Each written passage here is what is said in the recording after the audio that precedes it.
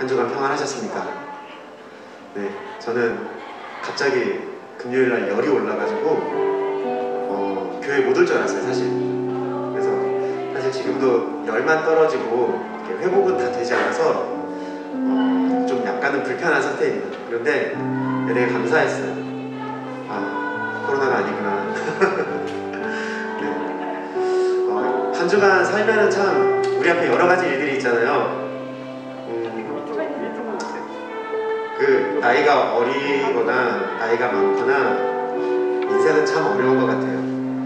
우리 9살 난 딸이 있는데 이 딸이 오늘 학교를 갔다 와서 아빠 힘들어서 학교 못 다니겠어 이러는 거예요. 아, 정말 그 말을 듣는데 야, 이게 나이에 많고 적음이 상관없구나, 인생은 참 힘든 거구나. 그래서 또 여러분들이 생각나더라고요. 이 시기가 특히 우리 3학년 숨 쉬는 것만으로도 부담스러운 우리 3학년, 네, 여러분들을 축복합니다.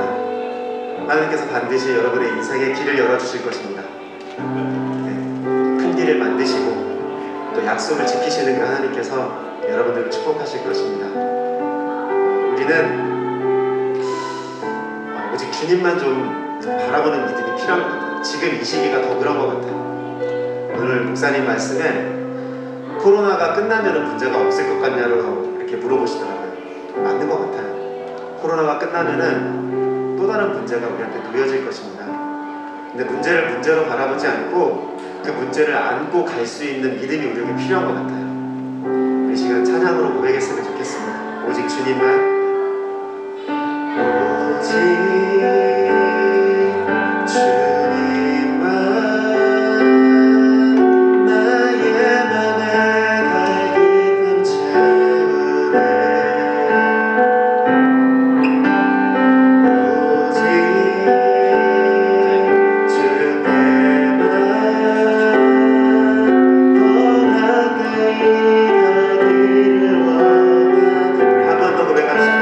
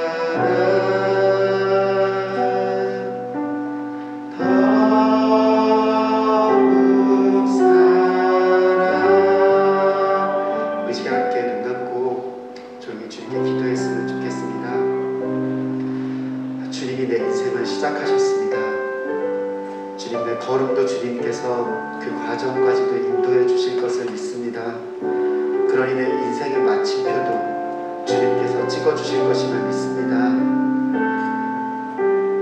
내가 살면서도 주님을 찬양하며 내 숨이 다할 때까지 주님을 찬양하며 예배할 때에 마지막 단 한 가지 고백, 주님을 더욱 사랑하기 원합니다라는 이 고백이 내 삶에 가득하길 원합니다. 하나님께서 나를 아시듯이, 하나님께서 나를 사랑하시듯이 나도 한번 주님의 자녀답게 주님을 사랑하고 싶습니다. 잘 안 되지만, 내 안에 선한 것이 없지만, 내 안에 거룩한 것이 없고 정결한 것이 없지만 이 모습 그대로를 주님께서 받아주셨습니다. 그러니 주님, 내 안에 주님을 마음껏 사랑할 수 있는 마음을 창조하여 주시옵소서. 그 고백을 받아주시옵소서. 우리 시간 함께 기도하도록 하겠습니다.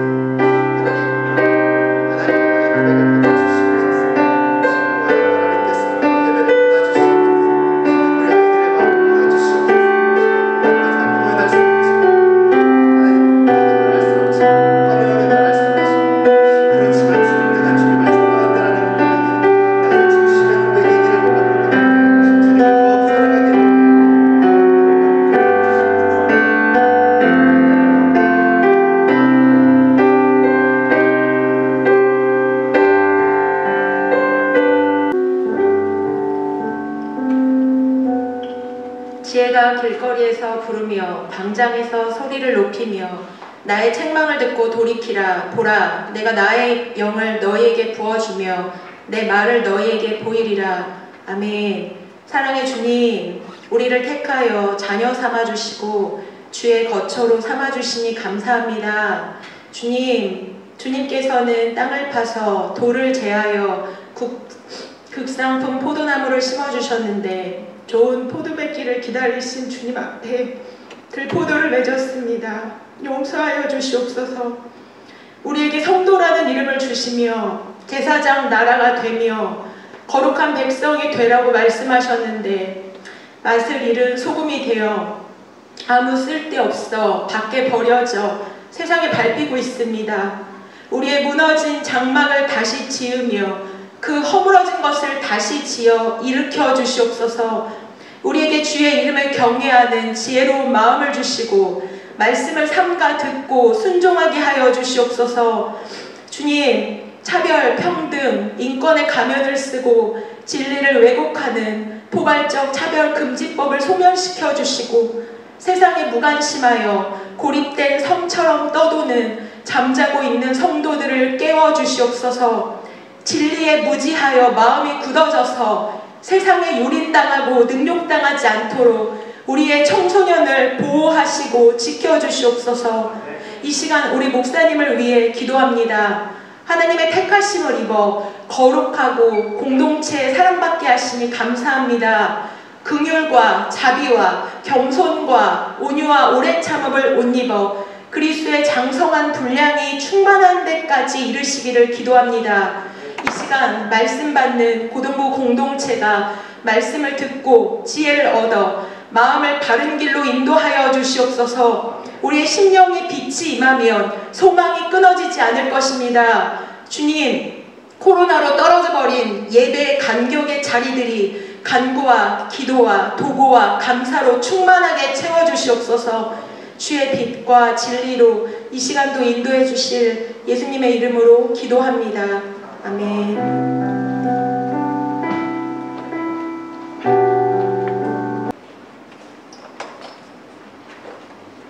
네, 구약성경 느헤미야 1장 4절에서 11절 말씀 좀 긴데 제가 한 절, 여러분이 한 절 한번 교독해 보도록 하겠습니다. 내가 이 말을 듣고 앉아서 울고 수일 동안 슬퍼하며 하늘의 하나님 앞에 금식하며 기도하여 이르되 하늘의 하나님 여호와 크고 두려우신 하나님이여, 주를 사랑하고 주의 계명을 지키는 자에게 언약을 지키시며 긍휼을 베푸시는 주여 간구하나이다. 이제 종이 주의 종들인 이스라엘 자손을 위하여 주야로 기도하오며 우리 이스라엘 자손이 주께 범죄한 죄들을 자복하오니 주는 귀를 기울이시며 눈을 여시사 종의 기도를 들으시옵소서. 나와 내 아버지의 집이 범죄하여 주를 향하여 크게 악을 행하여 주께서 주의 종 모세에게 명령하신 계명과 율례와 규례를 지키지 아니하였나이다. 옛적에 주께서 주의 종 모세에게 명령하여 이르시되 만일 너희가 범죄하면 내가 너희를 여러 나라 가운데에 흩을 것이요 만일 내게로 돌아와 내 계명을 지켜 행하면 너희 쫓긴 자가 하늘 끝에 있을지라도 내가 거기서부터 그들을 모아 내 이름을 두려고 택한 곳에 돌아오게 하리라 하신 말씀을 이제 청하건대 기억하옵소서. 우리 10절 11절 다 같이 읽습니다. 이들은 주께서 일찍이 큰 권능과 강한 손으로 구속하신 주의 종들이요 주의 백성이니이다. 주여 구하오니 귀를 기울이사 종의 기도와 주의 이름을 경외하기를 기뻐하는 종들의 기도를 들으시고 오늘 종이 형통하여 이 사람들 앞에서 은혜를 입게 하옵소서 하였나니 그때에 내가 왕의 술반원이 되었느니라.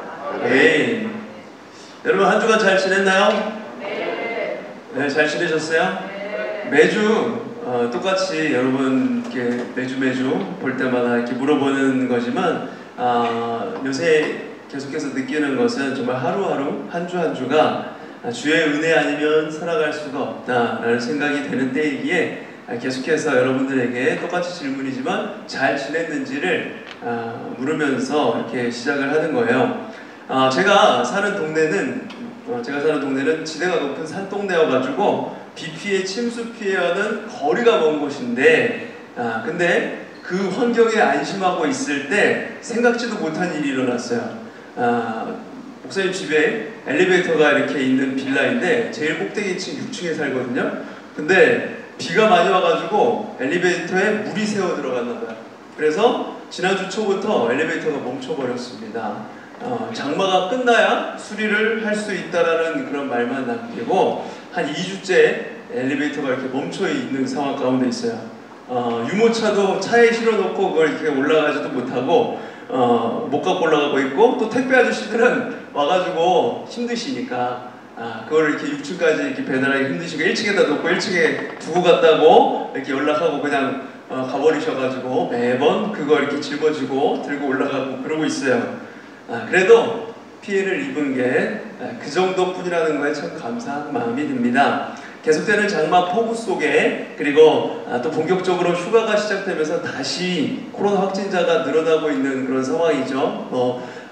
전문가들은 이태원 그 확진자 발생했을 때 그 상황보다 더 위험한 상황이 돼가고 있다. 지금 굉장히 조심해야 될 때이다 이러고 있는데 어쨌든 그런 상황 속에서 우리가 좀 제한적이지만 이렇게 무사히 예배를 드릴 수 있다는 거 정말 상상할 수 없이 큰 은혜인 줄 믿습니다. 우리 옆에 친구와 함께 인사할게요. 이 시간 여러분들이 별로 안 좋아하는 것 같지만 오늘 널 만난 게 은혜야. 이렇게 한번 인사하겠습니다. 이럴 때 형, 누나, 오빠 이런 거 필요 없어요. 너라고 합시다. 네. 우리가 계속해서 구약의 마지막 그 역사의 마지막 부분을 시간 순서대로 이렇게 말씀을 보고 있어요. 이게 느헤미야가 구약 중간에 있어가지고 이게 좀 시대상으로 이렇게 좀 구약의 중간 역사인 것처럼 보이는데 역사 흐름상 시간상으로 봤을 때 느헤미야서는 거의 제일 마지막 부분입니다. 느헤미야서가 거의 시간 순서상으로 신약 바로 전이에요. 거의. 자, 이렇게 시간 순서상으로 우리가 말씀을 보고 있는데 보면서 느끼는 것은 뭐 다니엘도 봤고 그리고 우리가 에스라서도 봤고 그리고 지난주에는 에스더서 이렇게 봤었죠. 여러 가지 사건들 그리고 여러 가지 사람들의 이야기들을 보면서 느끼는 것은 한 번도 역사적으로 뭐 구약시대 이렇게 보면은 이렇게 희망찬 역사의 시간이 없었어요. 항상 역사의 시간은 어두컴컴하고 암울하고 힘든 시간들이었습니다. 그런데 그 가운데에서도 하나님은 늘 한 사람을 택하셔서 일하고 계셨고 그 계속해서 인도해 가시는 그 성실하심으로 백성들을 보이지 않는 손길로 계속해서 다독이시면서 선한 길로 인도해 가셨다는 것이죠. 구약에 흐르고 있는 아주 주요한 주제입니다. 하나님은 선하시고 이스라엘 백성들의 끝없는 그런 배신과 배반과 죄악에도 은혜로 역사해 가신다. 이게 구약의 주요한 주제예요. 오늘 말씀도 그런 맥락 가운데 있는 말씀입니다. 한 장 넘겨주실까요? 자, 오늘 말씀에 주인공 느헤미야가 등장하던 시대에는 에스라와 같은 시대입니다. 원래 이 에스라서와 느헤미야서는 우리가 중간에 이 에스더를 2주간 보았지만 에스라와 느헤미야는 한 책이었어요. 한 성경책이었습니다. 근데 나중에 편의상 2개로 나눈 겁니다. 매주 설교를 시작할 때 시대 흐름을 이렇게 이야기하면서 했던 거를 다시 보면서 이렇게 말씀을 드리는데, 오늘도 잠깐 이야기를 드리면서 시작을 해볼게요. 여러분, 다니엘이 청소년 시절에 바벨론의 포로로 끌려갔습니다. 그렇죠? 이거 계속해서 얘기했잖아요. 바벨론이라는 거대 제국에 포로로 끌려갔어요. 다니엘을 비롯한 이스라엘 사람들이 포로 생활이 시작이 되었고, 그 포로 생활을 무려 70년을 합니다. 나라가 망했어요. 나라가 망하고 예루살렘 성전이 불탔어요. 그들이 예배드렸던 예루살렘 성전이 불탔고, 70년간, 무려 70년간 바벨론이라는 거대 제국에 끌려가서 거기서 종살이하고 포로 생활을 합니다. 그때 페르시아의 왕 누구입니까? 고레스 왕이 등장하여서 무너질 것 같지 않았던, 지금으로 치면 미국보다도 더 강대한 그 바벨론 제국을 무너뜨리고 새로운 페르시아의 그 제국을 건설합니다. 우리가 한 달 전쯤, 한 3주 전쯤 에스라서를 볼 때 다 이야기했던 내용이었죠. 계속해서 이렇게 리마인드 하는 거예요. 역사의 흐름이 이렇게 내려오고 있습니다. 이거를 얘기해 주는 겁니다. 한 장 넘겨주시고요. 자, 고레스가 하나님의 감동하심으로 이스라엘 백성들을 포로에서 전부 고향 땅 예루살렘으로 돌아가게 해요.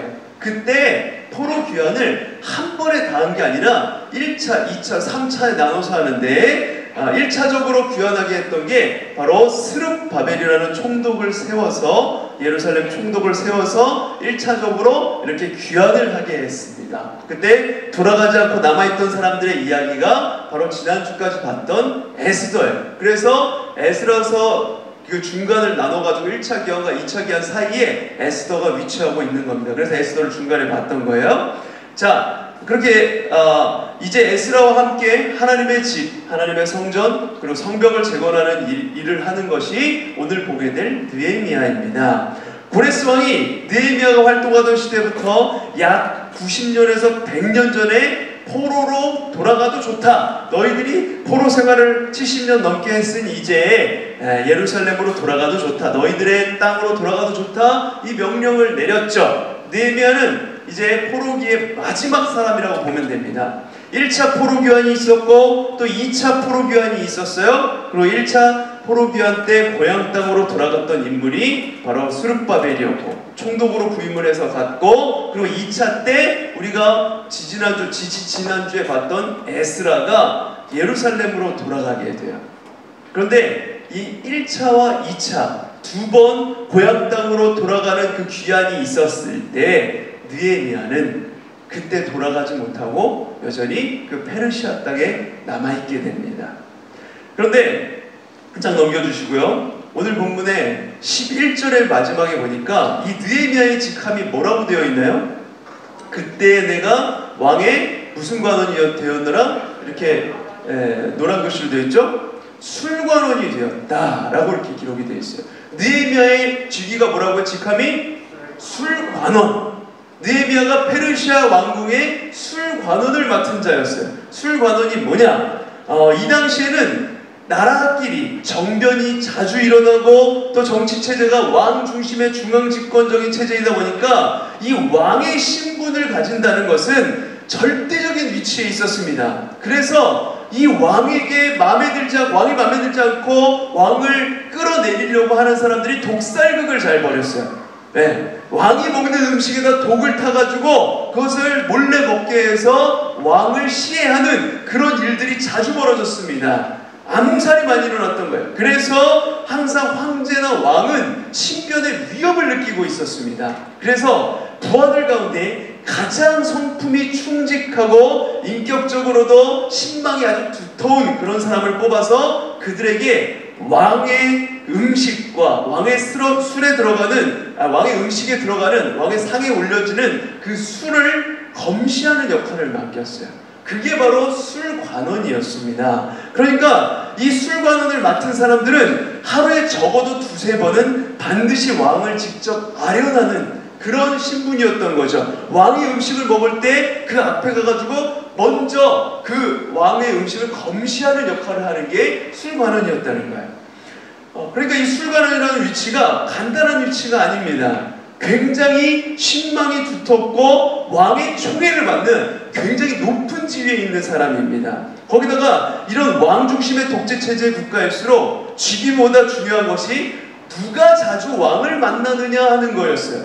그게 권력인 시대였습니다. 그러니까 느헤미야는 굉장히 권력으로 봤을 때 높은 사람이었다는 거예요. 직위가 아주 이런 높은 위치에 있었던 게 느헤미야인데, 어쨌든 이 느헤미야는 1차 포로기한 때도 돌아가지 못하였고 2차에도 돌아가지 못하다가 결국엔 남겨지게 되었습니다. 그 포로 생활을 하고 있었던 그 땅, 바벨론에서 페르시아로 이어진 그 땅에 여전히 남아있었던 게 느헤미야라는 말이에요.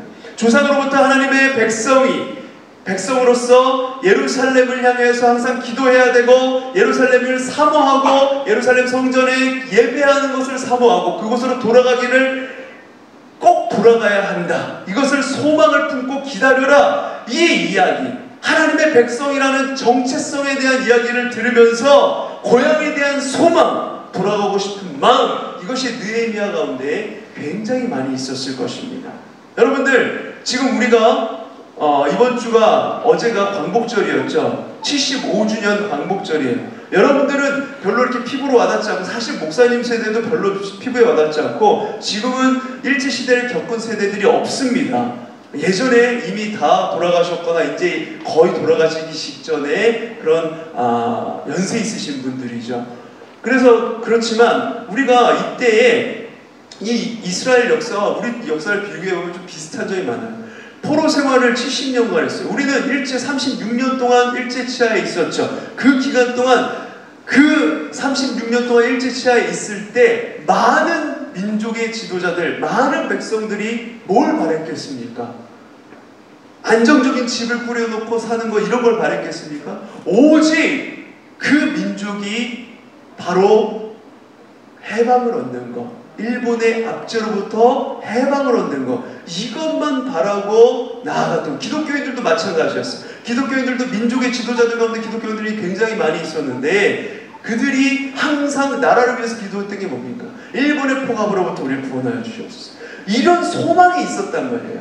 항상 그런 소망을 갖고 살았는데, 그거보다 2배나 되는 70년 기간 동안 바벨론의 포로 생활을 했어요. 어른들로부터 우리가 어떤 민족이고 어떤 백성이고 하나님의 그 성전을 사모해야 되는 백성이고, 이거를 항상 듣고 그 이방 땅에서 살아왔는데, 1차, 2차 이제 길이 열렸어요. 포로 귀환을 하게 되었는데, 느헤미야가 그 간절한 바람에도 귀환을 하지 못하고 그 땅에 여전히 남겨져 있는 거예요. 혼자 남겨진 겁니다. 그 같이 일했던 지도자들이 갔는데 남겨지게 된 거예요.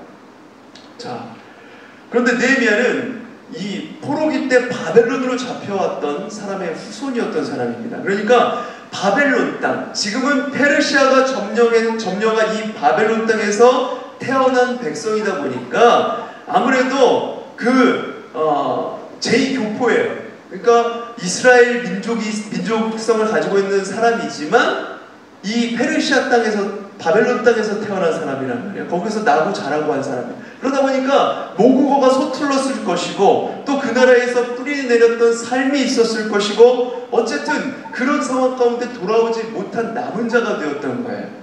홀로 하나님의 대열에서 빠져버린 겁니다. 하나님께서 예비하신 그 포로 귀환의 그 대열에서 홀로 남겨진 그런 상황이에요. 왜 나는 그때마다 빠질까?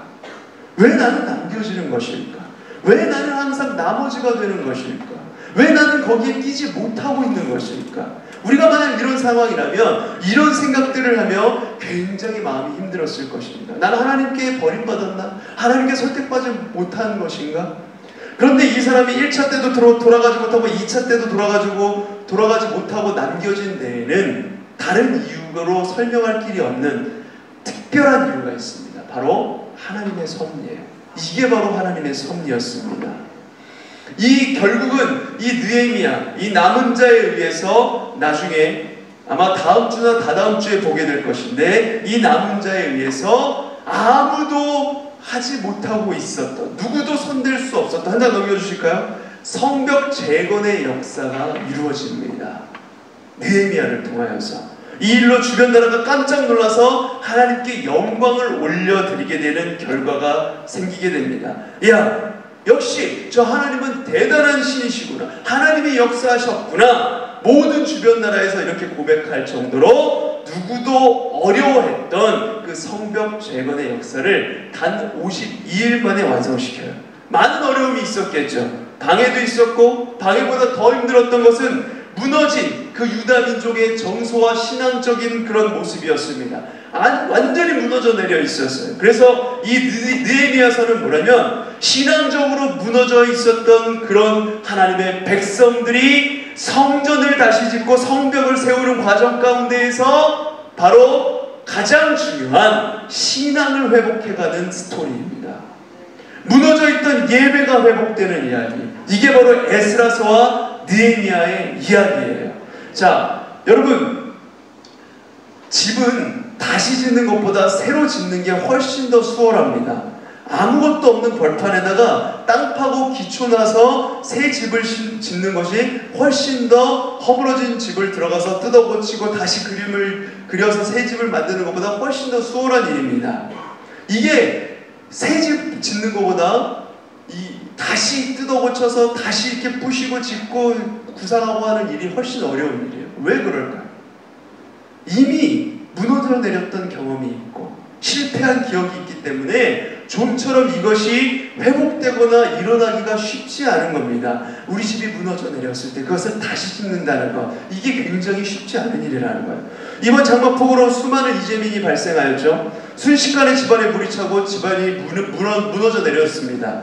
이런 분들을 위해서 여러분들, 우리가 나 몰라라 할 것이 아니라 나랑 상관없는 일이니까 나만 잘 살면 되지, 이게 아닙니다. 우리가 이런 분들을 위해서 기도해야 돼요. 집을 다시 짓는 것, 그 아픔과 실패의 기억, 어려움을 다시 딛고 일어서는 게 너무 힘들고 어려운 일이라는 거죠. 지금 어쩌면 누구도 손대지 못했던 이 성벽을 재건하는 역사를 이뤄가기 위해서 하나님의 미리 계획한 견해 느헤미야를 감춰두셨다가 이제 역사 위로 드러내셔서 사용하시는 것입니다. 그러니까 나는 다 준비가 되었다라고 생각을 했는데 또 왜 하나님은 나를 부르시지도 않고 쓰지도 않으실까? 본인 스스로 낙심해서 지금 애타게 기도하고 간구하고 있는 친구가 있을 수 있어요. 그런데 꾸준히 기도하는 가운데 하나님의 시간을 기다려 하시길 바랍니다. 하나님은 잠시 후에 머지않는 어느 날에 바로 그 일을 위해서 나를 감추어 두셨구나, 이럴 때가 분명히 존재할 거예요. 그날을 위해서 하나님은 숨겨두실 때가 있다는 것입니다. 믿으십니까? 아멘이십니까? 그 숨겨두고 은밀히 감추어 두셨을 때에는 아무도 나를 주목하지 않아요. 굉장히 힘든 시간들입니다. 길바닥에 굴러다니는 돌멩이만도 못한 취급을 받아요. 주목하지도 않고 관심도 갖지 않고 항상 나머지로 취급되기 일쑤죠. 아웃사이더가 되기 일쑤입니다. 핵인싸 될 수가 없고 꼭 이렇게 아무도 주목하지 않는 그 위치에 내가 있는 것, 홀로 남겨진 것 같고 홀로 버려진 것 같고 그럴 때가 참 많습니다. 목사님도 그랬어요. 목사님도 신학을 한다고 까불면서 신학대학교 들어가가지고 주님의 뜻을 따라서 뭐 이것저것 하겠습니다 이랬는데 그 당시에 주목하는 이가 아무도 없었죠. 하나님 나를 쓰신다면서요. 나를 신학대학교로 보내셨잖아요. 그런데 왜 이렇게 보이지 않는 길로만 가게 하십니까?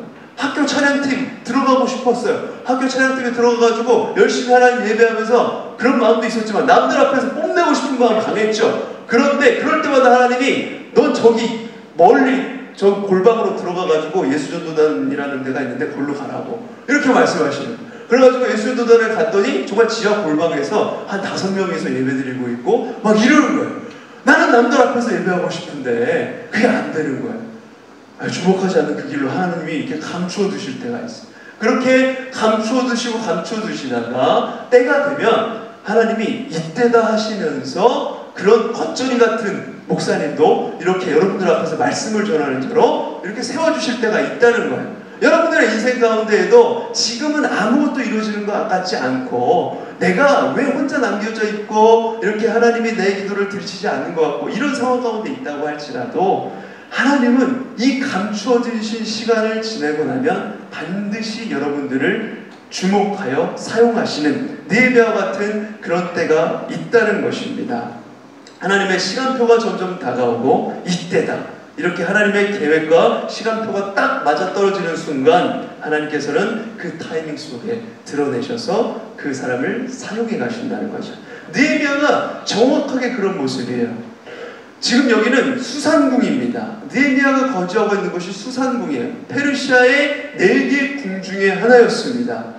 고향 땅 예루살렘과는 거리가 무려 1600km 정도가 떨어져 있는 어마어마한 거리가 떨어져 있는 곳이에요. 지금도 1600km 가려면 굉장히 멉니다. 지금같이 비행기가 뜨지 않는 지금 가려면 굉장히 힘들죠. 비행기가 떠도 굉장히 먼 거리인데 이 당시에는 그런 게 없어요. 배 타고 그리고 말 타고 걸어서 가야 되는 수많은 사람들이 귀환할 때 1600km를 걸어가야 하는 거리였습니다. 이 멀리 떨어져 있는 거리에서 그런데 하나님은 예루살렘의 그 무너진 성벽 재건 그 역사의 회복을 위해서 하나님의 일을 어디서부터 시작하냐면 누구도 상상할 수 없었던 그 페르시아의 한 궁궐 안에서 고향 땅의 소식을 가지고 고통하는 한 영혼을 준비시키는 거예요. 예루살렘 안에도 많은 사람이 있었는데 1600km나 떨어져 있는 페르시아의 궁궐에 홀로 남겨진 이 사람을 사용하시는 것입니다. 이게 바로 하나님이 일하시는 신기한 방식이에요.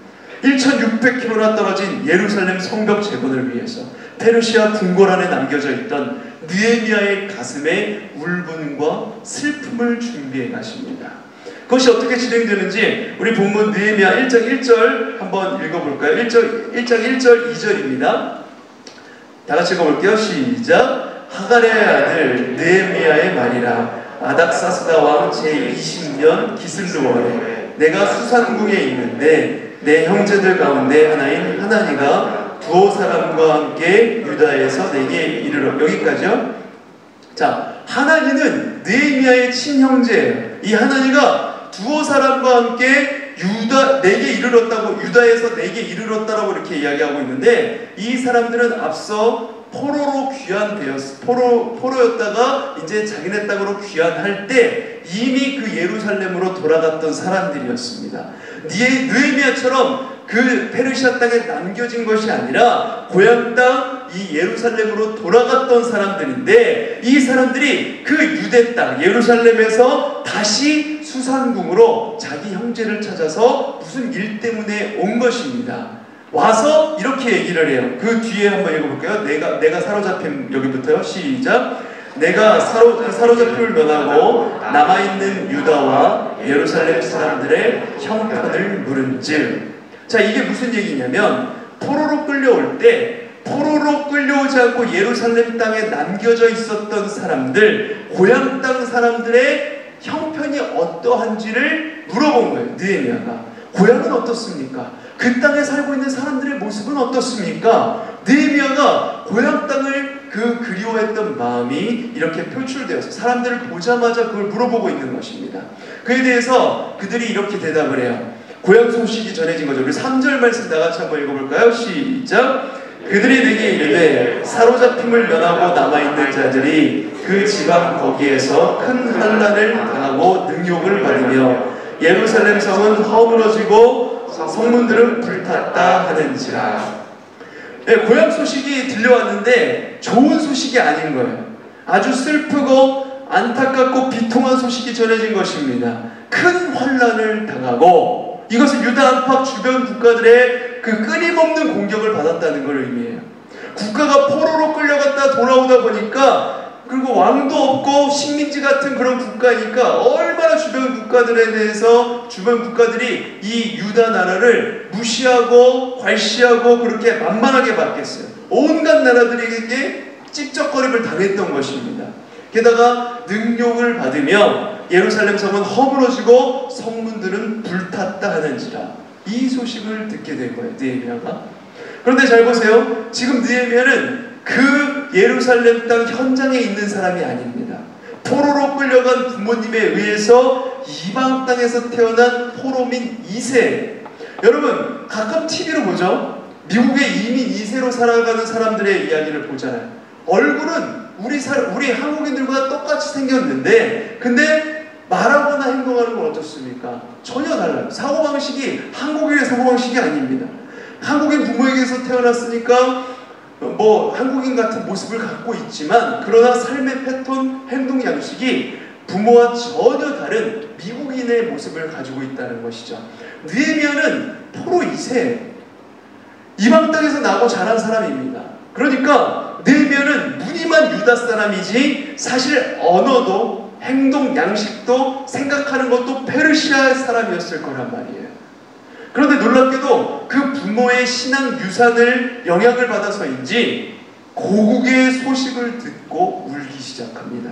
생각해보세요. 사실 얼마나 정서적으로 거리가 먼 나라였겠습니까?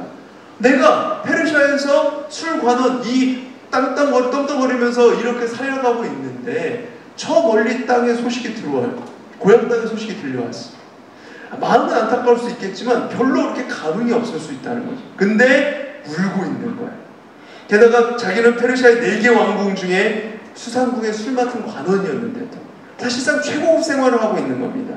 궁궐의 생활, 안락한 생활을 누리고 있어요. 모든 편리와 미래가 다 보장된 삶이었습니다. 그러니까 뭐 고향 땅에서 성전이 불탔건 뭐 그 사람들이 힘들어하고 고생을 하건 자기와 상관이 없는 거. 이럴 수도 있는 거 아닙니까? 그런데 그 땅을 향해서 울고 있다는 거예요. 4절에 보시면 이렇게 써 있어요. 한 장 넘겨주시고요. 내가 이 말을 듣고 앉아서 울고, 그냥 보통 운 게 아닙니다. 수일 동안 슬퍼하며 하늘의 하나님 앞에 금식하며 기도하여, 금식까지 기도하며 그렇게 금식하면서까지 기도하면서 울고 있는 거예요. 대단하죠?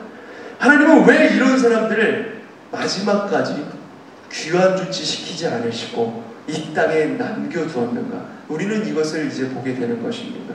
이제 드디어 하나님의 그 길고 길었던 기다림의 시간, 감추어진 시간이 드러나기 시작하는 거예요.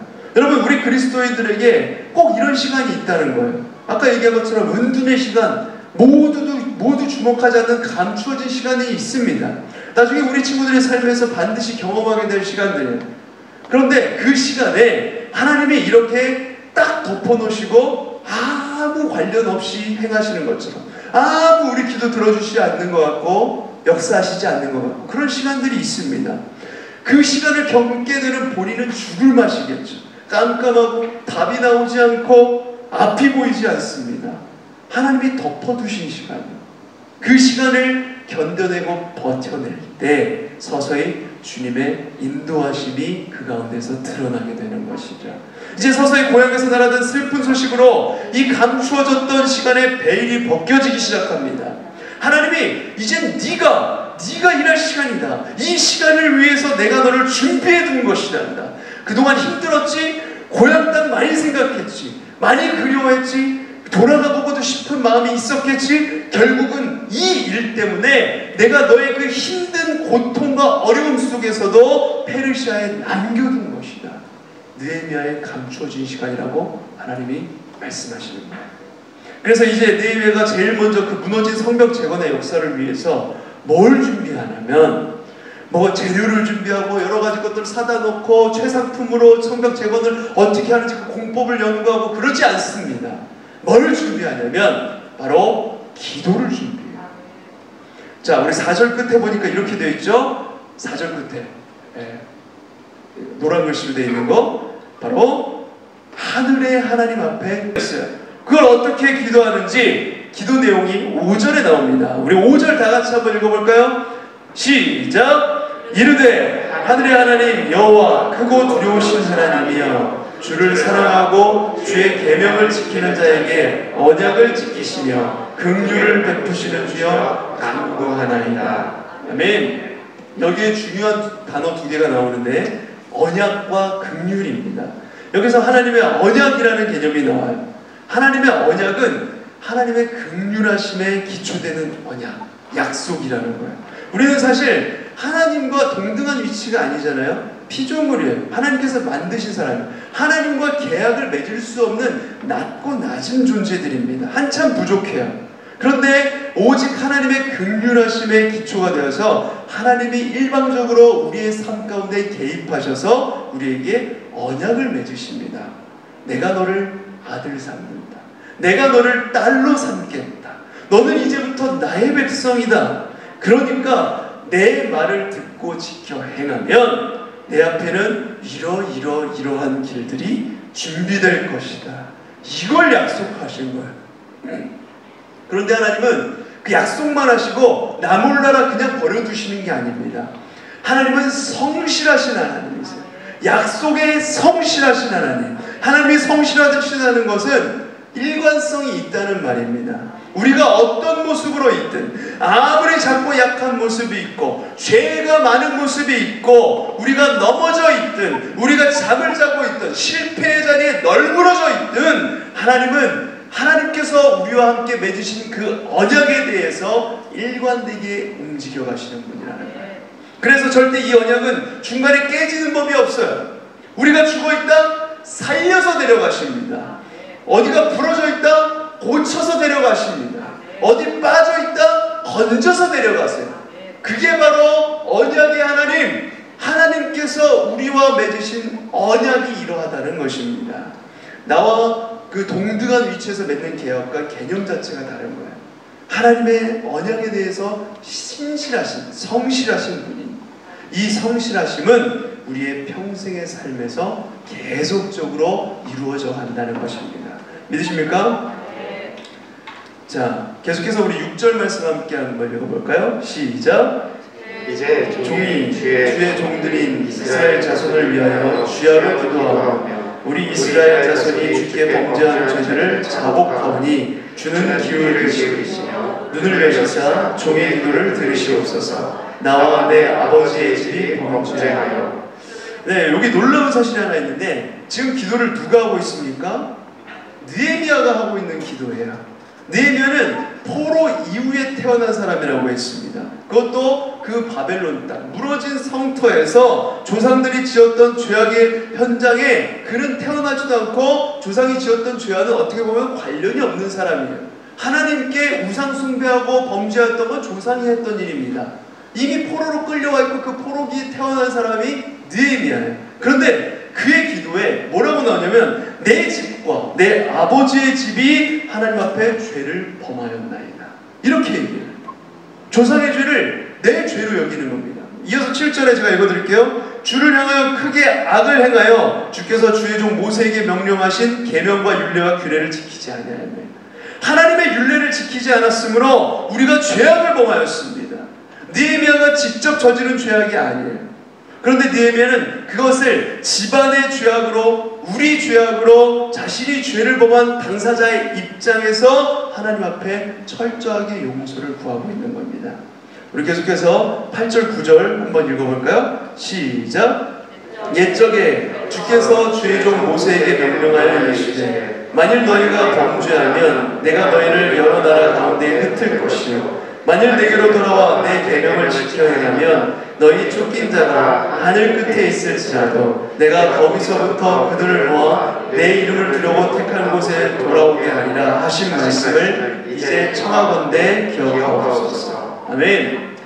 느헤미야는 우리의 죄악으로 지금 성전이 무너지고 포로 생활을 하고 있으나 그럼에도 불구하고 하나님 앞에 하나님의 그 언약의 말씀을 주장하고 있습니다. 하나님, 우리가 잘못한 건 맞는데요.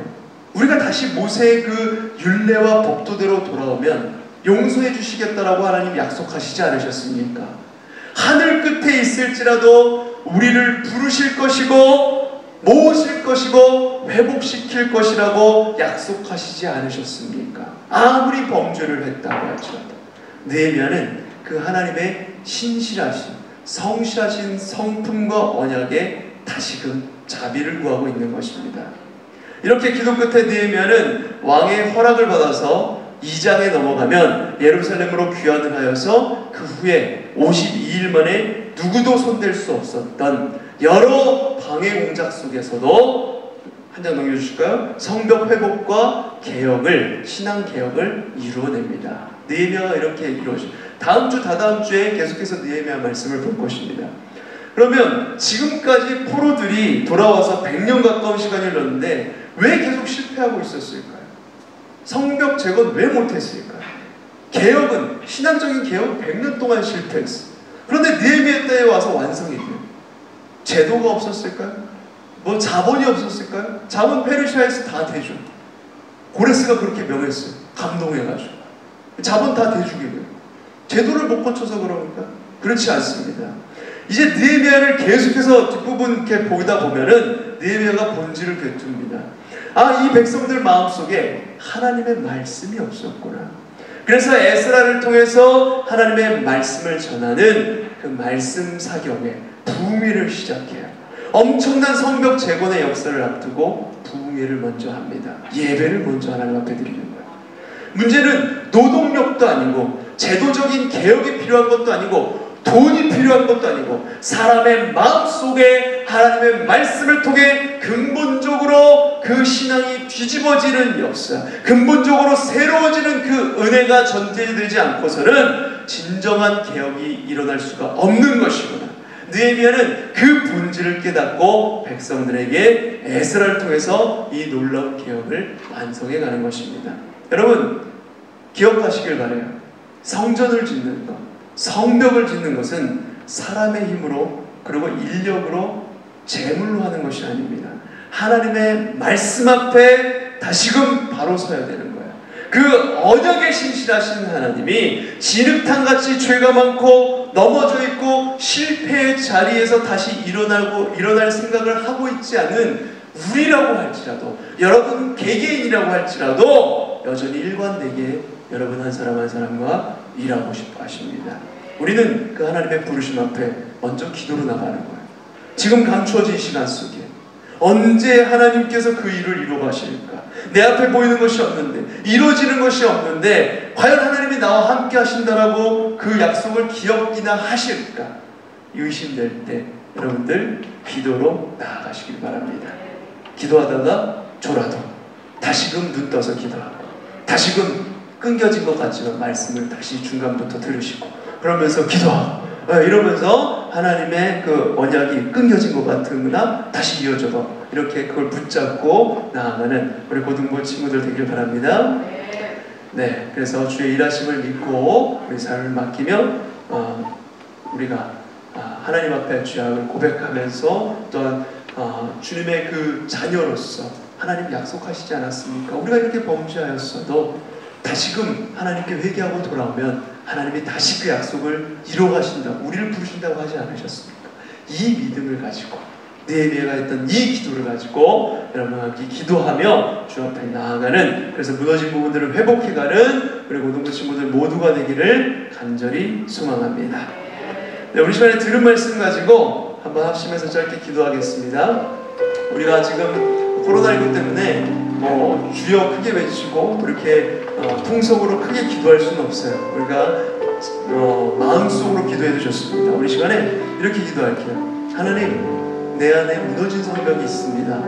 어떤 수단으로도 어떤 방법으로도 고쳐지지가 않아요. 회복되지가 않습니다. 다시 한번 내 안에 무너진 것 기도를 통해서 회복되게 하여 주시옵소서. 우리가 기도하는 시간이 하나님이 일하시는 시간임을 믿습니다. 기도의 시간을 통해 우리를 새롭게 하시고 다시금 주의 말씀 앞에 바로 서는 우리 모두가 되게 하여 주시옵소서. 약하고 작은 우리지만 감추어진 시간을 견뎌내어 주님의 인도하심 가운데 사용하여 주시옵소서. 우리 이렇게 조용히 한번 기도하도록 하겠습니다. 아버지 하나님, 무너진 성벽이 있습니다. 어떤 순간으로도 그 어떤 방법으로 고쳐지지 회복되지 않는 것이었습니다. 다시 한번 내 안에 무너진 기도를 통해서 회복되게 하여 주시옵소서. 우리가 기도하는 시간, 하나님께서 일하고 계시는 시간을 믿습니다. 그 시간 동안 우리를 새롭게 하시고 다시금 주의 말씀 앞에 돌아오게 하시고 우리 모두가 되게 해주시옵소서. 약하고 작은 우리지만 감추어진 그 시간들을 견디